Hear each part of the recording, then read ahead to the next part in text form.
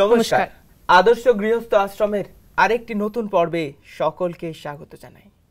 একবার অরুণিমা সেন, যিনি আজকে সবার কাছে খুব পরিচিত নাম, তো একবার ট্রেনে করে উনি যাচ্ছিলেন, উনি অ্যাথলিট ছিলেন। যেতে যেতে হঠাৎ করে তার গলার সোনার চেনটা ধরে কিছু দুষ্কৃতী টানাটানি শুরু করলো। তো উনি দিতে রাজি ছিল না, তো ওনাকে ধাক্কা মেরে ফেলে দেওয়া হলো ট্রেন থেকে পড়ে যাওয়ার পরে ওনার যখন হুশ আসলো, তখন উনি দেখলেন যে ওনার পায়ের উপর দিয়ে ট্রেন চলে গেছে, আর সেই কাটা পাতে কিছু ইঁদুর বসে বসে খাচ্ছে। তো এই বিভৎস দৃশ্য দেখে আর সেই রক্তাক্ত শরীর দেখে উনি তখন আরেকবার অজ্ঞান হয়ে যান। তো লোকাল মানুষজন ধরে তাকে যখন হসপিটালে ভর্তি করে, প্রথমেই এসে ডক্টর বলে আপনি কোনোদিন আর হাঁটতে পারবেন না। কিন্তু ওনার মনের জোর এত ছিল, আজকে সবটাই ইতিহাস আমাদের কাছে। সেই মহিলা যার দুটো পা নেই, সে উইদাউট এনি লেগস আজকে এভারেস্টে উঠেছে। তো ভাবুন, মানুষ যদি চায়, মানুষ কি না করতে পারে। মনের শক্তি এমন একটা শক্তি যে আজকে ওরকম একজন মহিলাকে, তাকে আজকে এভারেস্টের মতন সর্বোচ্চ শৃঙ্গতে সে উঠতে পেরেছে। ঠিক তাই। আর জীবনে চলতে গেলে প্রয়োজন হয় প্রচণ্ড মনোবল, যে মনোবলের সাহায্যে মানুষ নাকি অসম্ভবকেও সম্ভব করে ফেলতে পারে। এই মনোবল যে শুধু আমাদের পারিপার্শ্বিক ক্ষেত্রে দরকার তা নয়, সংসার চলতে গেলেও, দুজনে হাতে হাত মিলিয়ে চলতে গেলেও, এক আদর্শ গৃহস্থ তৈরি করতে গেলেও কিন্তু প্রচুর মনোবলের দরকার। একদম তাই। সুতরাং আজকের এই এপিসোডে আমরা আলোচনা করব মনোবল এবং চিন্তা শক্তি দুইয়ের সংমিশ্রণে কি করে এক আদর্শ গৃহস্থ পরিবার বা আশ্রম সৃষ্টি করা যায়। অবশ্যই। আর সেই উদ্দেশ্য নিয়ে আজকে আমাদের অনুষ্ঠানে আমরা পেয়েছি যে বিশেষ অতিথিদের। চলুন শুরুতেই তাদেরকে আমরা স্বাগত জানাই। নমস্কার। নমস্কার। নমস্কার। ওম শান্তি। শুরুতেই একটু আপনাদের সকলের পরিচয় নিয়ে নেব। দাদা, কোথা থেকে এসেছেন, আর আপনার নাম, আর আপনি কি করেন, আর কতদিন এই ব্রহ্মাকুমারীদের সাথে আপনি যুক্ত? আমার লৌকিক নাম কর্ণদেব মুখোপাধ্যায়। আমি দুর্গাপুর থেকে আসছি। আমি দুর্গাপুর স্টিল প্ল্যান্টে চাকরি করতাম, বর্তমানে অবসরপ্রাপ্ত। এবার আপনার কাছে আসি, আপনি কোথা থেকে আসছেন, আপনার নাম এবং আপনি প্রফেশনালি কি করেন? আমার দেহের নাম তপতি। আচ্ছা। তো আমি হাউসওয়াইফ। আচ্ছা, আমি দেখে ভাবলাম আপনি বোধহয় উকিল বোধহয়, আর জাস্ট আপনি কোর্ট থেকে এসে আমাদের স্টুডিওতে জয়েন করেছেন। নিশ্চয়ই তাই। দিদির কাছে আসি। দিদি, আপনার নাম, আপনি জ্ঞানে কতদিন আছেন, আর আপনার একটু সংক্ষিপ্ত জার্নি।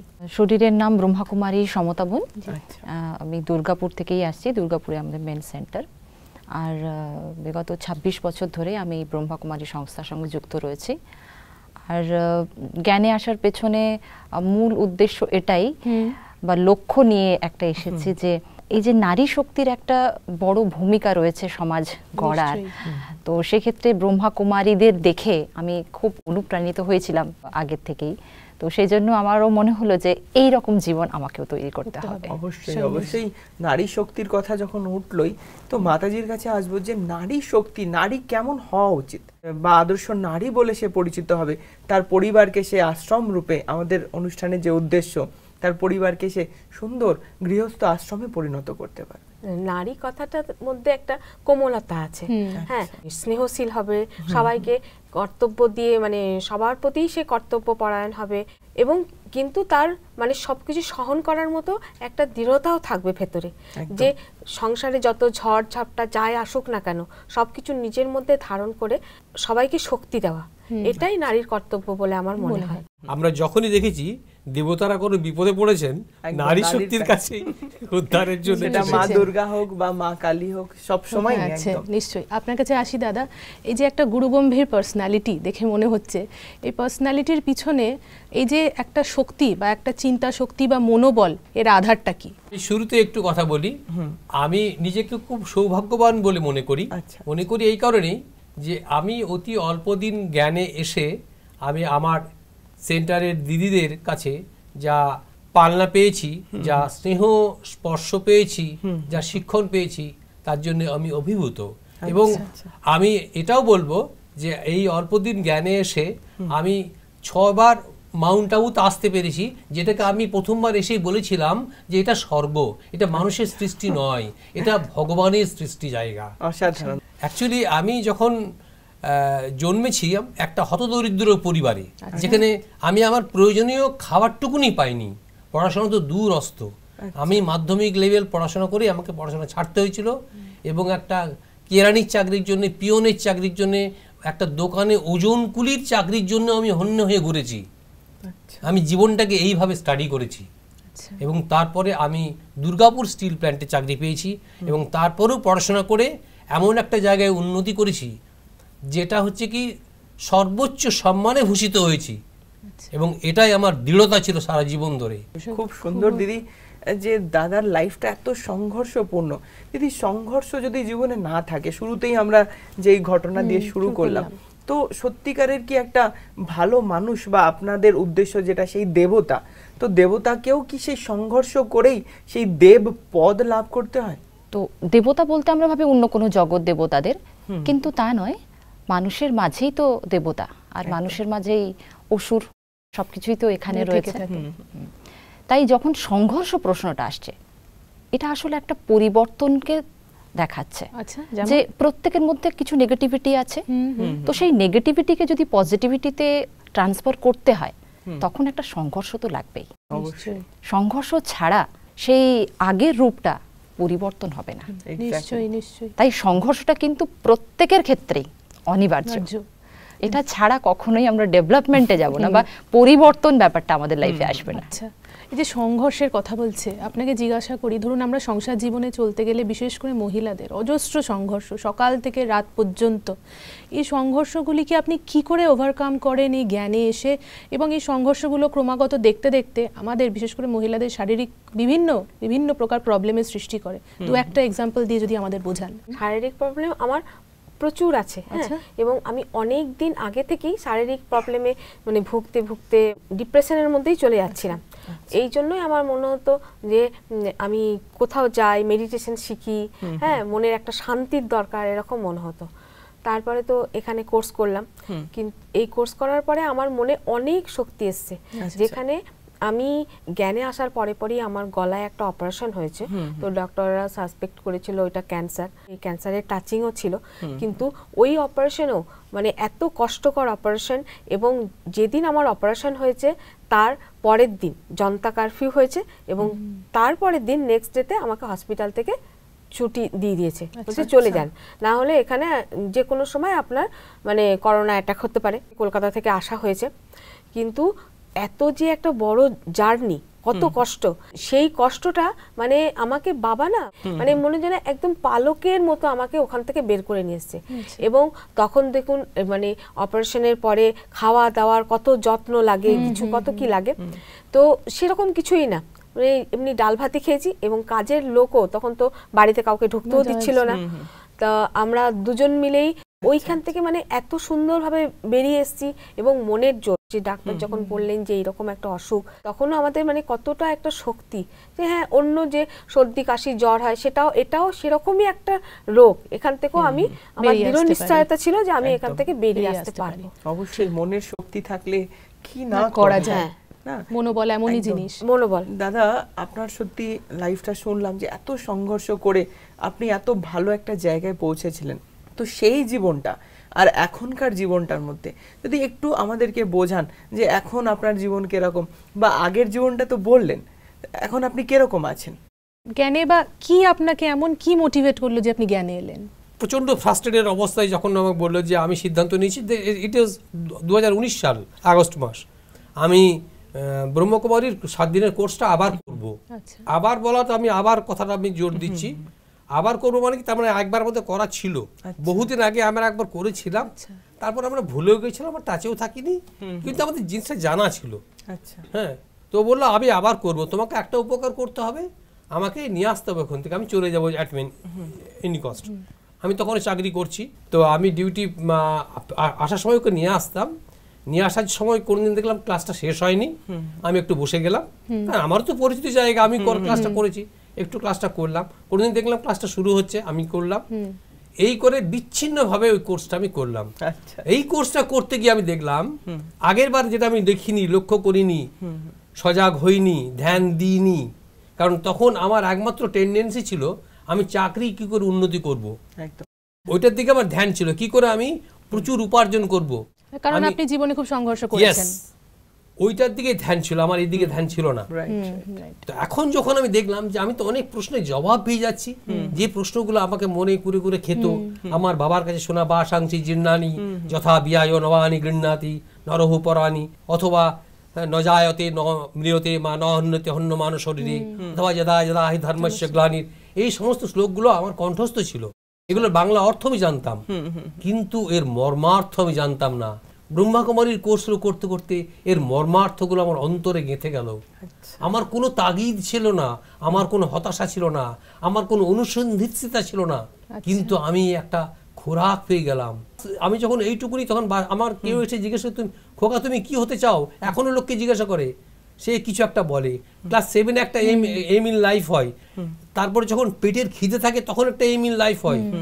আমি তখন চিন্তা করতাম, তখন আমার আর 1.5 বছর 2 বছর চাকরির বাকি, চাকরির পরে আমি কি করব?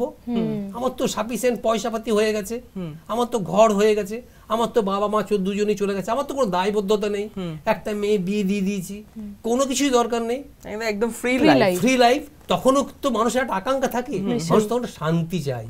দেখলাম এই একটাই জায়গা যেখানে আমরা শান্তির আশায় শান্তি পেতে চাই। অবশ্যই সারা জীবনের যদি এই সমস্ত এমই লাইফগুলোকে আমরা জেনারেলাইজড করি, আমরা দেখতে পাবো আমরা প্রতিটি সময় চেয়েছিলাম সুখ, শান্তি, প্রেম, আনন্দ, পবিত্রতা, জ্ঞান, শক্তি। সেটাই ব্রহ্মাকুমারীর প্রথম শিক্ষা। দিদি, দাদা বোঝালেন যে আমরা জীবনের আসল লক্ষ্য কি, সেই আমাদের জীবনের আসল লক্ষ্যই কিন্তু সুখ, শান্তি, প্রেম, ভালোবাসা। কিন্তু আমরা যে টাকার পেছনে এত দৌড়াচ্ছি, আর সেই টাকা পেয়েও আরো চাই, সেই চাইয়ের তো কোনো শেষ নেই। তো দিদি, কোথায় গেলে সেই চাওয়া পাওয়ার শেষ হবে, যদি একটু আপনি আমাদেরকে বোঝান। একটু আধ্যাত্মিক দৃষ্টিকোণ দিয়েই ব্যাপারটা বলি, যে আমি যে সত্তা, আমি আত্মা, অজর অমর অবিনাশী শাশ্বত সত্তা। তাই আমি যেহেতু অবিনাশী, অনন্ত, অসীম, তাই আমার খিদেটা বা চাহিদাটাও কিন্তু অসীম। তাই অসীমকে যদি তৃপ্ত করতে হয়, তাহলে অসীমই পারবে। নিশ্চয়ই সেটা হচ্ছেন পরমপিতা পরমাত্মা। দিদি, একটু সরলভাবে যদি জিজ্ঞাসা করি, ধরুন আমি একটা সাধারণ মানুষ, এবার আমার জীবনে যেমন দাদা বলছেন প্রচন্ড স্ট্রাগল, আজ প্রত্যেকের জীবনে ভীষণ স্ট্রাগল, তো এখানে এসে আমি এমন কি পাবো, এমন কোন সোর্সটা আমি পাবো যার জন্য আমার বাইরে কোথাও পাইনি বা আমি তৃপ্ত হতে হবে? এই যে আপনি কথাটা বলছেন অসীম, তো এই অসীম কি করে আমার খিদেটা মেটাবে? পরমপিতা পরমাত্মা আমাদের যেটা আত্মার প্রকৃত চাহিদা, যেটা আপনারা একটু আগেই বললেন, সুখ, শান্তি, আনন্দ, প্রেম, পবিত্রতা, জ্ঞান, শক্তি, আপনি ভেবে দেখুন বা একটু রিয়েলাইজ করে দেখবেন আপনারা সবাই, যে বস্তু বা ব্যক্তিতে সেটা কিন্তু মেটে না। একটা পাই আর একটা খিদে বেড়ে যায় নিশ্চয়ই। আর আলটিমেট জীবনের শেষ পর্যায়ে দাঁড়িয়েও আমরা এটা দেখি যে সবকিছু তো হয়ে গেল, যেটা দাদা বলছিলেন, তবুও আমার এখনো সুখ শান্তির খিদে কিন্তু মেটেনি। তাহলে বাহ্যিক বস্তু, ব্যক্তি কখনোই আত্মাকে তৃপ্ত করতে পারছে না, এটা আমরা সবাই রিয়েলাইজ করি। সুন্দর। মাঝে মাঝে দেখা যায় যে জীবন পথে চলতে চলতে এত আশা আকাঙ্ক্ষা জীবনে বেড়ে যায়, বিশেষ করে এই বাহ্যিক জিনিসের প্রতি একটা টান, আর আমাদের মহিলাদেরকে তো সেই ক্ষেত্রে বলাই হয় সাজ সজ্জা অমুক তমুক। তো কি করে আমরা এই যে জ্ঞান নিই, জীবনটাকে ব্যালেন্স করি, বা ক্রমাগত নিজেকে এই যে সরিয়ে আনার একটা ব্যাপার, সে বাহ্যিক কোনো সৌন্দর্য বলুন বা কোনো সম্পর্কের দিকে টান বলুন, এটাই ব্যালেন্সটা আপনি করেন মানে স্পিরিচুয়াল লাইফ আর আপনার সাংসারিক জীবনের মধ্যে ব্যালেন্সের কথা বলছো। তো আমরা এই যে সংসার জীবনে যতদিন বাবার জ্ঞানে আসিনি, আমরা কি করতাম, ইন্দ্রিয়ের সুখ ভোগ করতাম। তো আমরা যেমন একটা শাড়ি কিনলাম, বা মেয়েরা শাড়ি গয়নাতে খুব তৃপ্ত, তো শাড়ি গয়না কিনলাম, সেটা যখন আমরা কিনলাম সেটা তখন আমার কাছে সব থেকে ভালো, কিন্তু আমরা কি তারপরে আর কিনবো না? তারপরে তো আবার কিনি, কেননা আমাদের চোখ কান সেটাকে দেখে দেখে পুরাতন হয়ে যায়। কিন্তু এই বাবার জ্ঞানে এসে আমরা অতীন্দ্রিয় সুখ পাই, নিশ্চয়ই, যেটার কোনো মানে সীমা পরিসীমা নেই। তাহলে একটু যদি বলি, এই যে আমার মনের সাথে আমার একটা সংঘর্ষ চলে, এটা নয় সেটা, সেটা নয় এটা, এই সংঘর্ষটা আমরা জয় করতে পারি। হ্যাঁ, যেটা আমি পেয়েছি, গীতাতেও আছে যে যেটা হয়েছে সেটা ভালো, যেটা হচ্ছে সেটা ভালো, আর যেটা হবে সেটাও ভালো। তাহলে যেটা আমি পেয়েছি আমি সেটা নিয়েই সন্তুষ্ট থাকি। মানে কারুরটা দেখে আমি যেন ঈর্ষা না করি, আমি আমার জন্য যেটা প্রাপ্য আমি সেটা পেয়েছি, সেটাতেই আমি সন্তুষ্ট থাকব। অবশ্যই, তাহলে আমার মধ্যে সংঘর্ষটা হবে না। এই জিনিসটা দিদি খুব সুন্দর করে মাতাজি এক্সপ্লেন করলেন যে যেটা পেয়েছি তাতেই আমি সন্তুষ্ট। কিন্তু বর্তমান সময় সন্তুষ্টতা দিদি যেমন বোঝালেন স্পিরিচুয়াল দিক থেকে, কিন্তু সেই সন্তুষ্টতার জায়গাটায় আমরা পৌঁছাতে পারছি না। আমার কাছে একটা মোবাইল আছে, খুব ভালো মোবাইল, আমার বন্ধু আরো ভালো মোবাইল কিনলো, আরো দরকার। কিংবা গাড়ি, আরে ও বড় গাড়ি কিনেছে, বলা হয় নিজের গাড়ি তখন পুরনো মনে হয় যখন প্রতিবেশীর কাছে আরেকটা গাড়ি আছে। তো মানুষের ক্ষেত্রেও কি এরকম হয়? আপনার কি মনে হয়? আমার স্ত্রী বা আমার হাজবেন্ড, সে কি পুরনো হয় না? তো এই জিনিসটা ব্রহ্মাকুমারীতে এসে আপনি কি ফিল করেন? না, সন্তুষ্টির ব্যাপারটা টোটালটাই মনের ব্যাপার। এটা আমি আমার মনকে যদি সান্ত্বনা দিতে পারি যে ইট ইজ আমার সাফিসিয়েন্ট, আমার আর কি লাগবে, আর কিচ্ছু দরকার নেই, পরম শান্তির একটা অন্য ঠিকানা, এটা পুরো মনের তৃপ্তির ব্যাপার। এটা শরীরের কোনো আসে যায় না। যতদিন আমরা এই ব্যাপারটাকে ভাবতে পারবো যে এটা তো আমার নশ্বর শরীর, এটা তো আমার পুড়ে ছাই হয়ে যাবে, আজকে আমারও তো সুন্দর চুল ছিল, আজকে আমার চুল নেই, তাতে কি এলো গেল। একটা সংস্কৃতের একটা কথা আছে, দূর হতে সৌহতে মূর্খ লম্ব সহটা পাঠবৃতম তাবৎ সৌভতে মূর্খ যাবৎ কিম না বদতি। একটা সুন্দর ড্রেস পরে একটা লোক চলে যাচ্ছে, তাকে সুন্দর দেখতে লাগছে, কিন্তু যখন সে দুটো কথা বলবে তখন তার সৌন্দর্যটা প্রকাশ পাবে, তার ভিতরের কি সৌন্দর্য। আজকে কি দরকার আছে? আমরা দেখেছি বিদ্যাসাগর খালি পায়ে হেঁটেছিলেন, কেউ কি তাকে ইঙ্গিত করেছিল? কিন্তু আজকে যদি আমি খালি পায়ে হাঁটি, বলবো একটা চটিও জটিনি রে তোর। দিদি, আপনার কাছে আমি একটা ছোট্ট প্রশ্ন করব। এই যে দাদা দিদি এত সুন্দর করে বোঝাচ্ছেন যে আমরা কিভাবে সন্তুষ্ট হতে পারি, কিন্তু এই মনের সাথে যে আমাদের একটা ক্রমাগত লড়াই করতে করতে আমাদের যে একটা সংঘর্ষ এবং তার ফলে শক্তির একটা যে ডিপ্লিশন বা কমে যায়, তো এই রাজযোগ যে শিক্ষা, এই যে সন্তুষ্টতা, আমি যে সন্তুষ্ট হতে পারি, আমি যে খুশি হতে পারি, এটা আমাকে কি করে শেখাবে? নিজের জন্য শুভ চিন্তন এবং আশেপাশের সব কিছুর জন্য, ব্যক্তি, বস্তু, পরিস্থিতি, সব কিছুর দিকে একটা পজিটিভ দৃষ্টিকোণ যদি আমরা ক্রিয়েট করতে পারি, তাহলে এই সন্তুষ্ট মনি ব্যাপারটা আমার মধ্যে এস্টাবলিশ হবে। এর জন্য আমরা যেটা করাই সবাইকে, যে কন্টিনিউয়াস একটা থটকে, আমি সন্তুষ্ট মনি আত্মা, এটা একটা সমান রূপে সেটাকে রোজ প্র্যাকটিস করা, এবং সেটাকে উইথ রিয়েলাইজেশন, এরকম নয় যে কোনো মন্ত্রের মতন আমি সন্তুষ্ট মনে, এরকম নয়, সেটাকে ফিল করা ভেতরে, সেই পরম আমি সন্তুষ্ট, এবং সেটাকে একটা ভিজুয়ালাইজেশন ক্রিয়েট করা, এবং সেই পরম সত্তা যিনি সমস্ত কিছুর সোর্স, যার অতীন্দ্রিয় প্রাপ্তিতে আমি সন্তুষ্টতাকে ফিল করতে পারছি, তাকেও সঙ্গে অনুভব করা, এবং সমস্ত সম্বন্ধের যেটা সার কথা, সেই পরমাত্মার সঙ্গে সর্বসম্বন্ধকে যুক্ত করা, তাহলে বাকি সব সম্বন্ধগুলো এমনিতেই পিউরিফাই হয়ে যাবে। অবশ্যই। এত সুন্দর আমাদের আলোচনা জমে উঠেছে, সত্যি আমাদের অনুষ্ঠান প্রায় শেষের পর্যায়ে চলে এসেছে, কিন্তু বিশ্বাস করুন আমাদের শেষ করতে ইচ্ছা করছে না, আমাদের না চাইলেও আজকে শেষ করতে হবে। আর আমাদের স্টুডিওতে আসার জন্য আপনাদেরকে অসংখ্য ধন্যবাদ। ধন্যবাদ। আর দর্শকদের ক্ষেত্রে বলি, ইংলিশে যেমন একটা কথা আছে, where there is a will there is a way, ঠিক তেমন ইচ্ছা থাকলেই উপায় হয়। কি না করা যায় অসংখ্য মনোবল এবং ইচ্ছা শক্তির দ্বারা। তাই মানুষ যদি চায় যে কোনো কিছুকেই সে সম্ভব করতে পারে। there is a nothing we can say impossible. তো ইম্পসিবল বলে সত্যিই কিছু হয় না, মানুষের পক্ষে সব কিছুই সম্ভব যদি তার মনে সেই ইচ্ছা শক্তি থাকে। আর সেই ইচ্ছা শক্তি একটা ছোট্ট গাছকেও একটা মহারুহে পরিণত করতে পারে। ঠিক তাই, এই জন্যই বলা হয় the word impossible itself says that I am possible, সব কিছুই সম্ভব। তাই আদর্শ গৃহস্থ আশ্রমের এই এপিসোডে আমরা শিখলাম যে গৃহস্থে থেকেও অসংখ্য মনোবল এবং চিন্তা শক্তির দ্বারা আমরা কিভাবে সুচারুভাবে জীবন পরিবর্তন করতে পারি, এবং নিজেদের ঘরকে শুধুমাত্র ঘর নয়, সেই মন্দির রূপে, সেই আশ্রম রূপে পরিণত করতে পারি। আমাদের সামনে যে উদাহরণগুলো, যে ব্যক্তিগুলো আসছেন, তাদের জীবনী থেকে অনেক কিছু শেখার আছে। আর শুধু শিখলে হবে না, শিখে একটু প্রজাপিতা ব্রহ্মাকুমারীতে আসতে হবে, এসে নিজেদের জীবনকে পরিবর্তন করতেই হবে। এই আশা নিয়েই আজকের এপিসোড এখানেই শেষ করছি। আপনাদের জীবন খুব ভালো কাটুক। নমস্কার।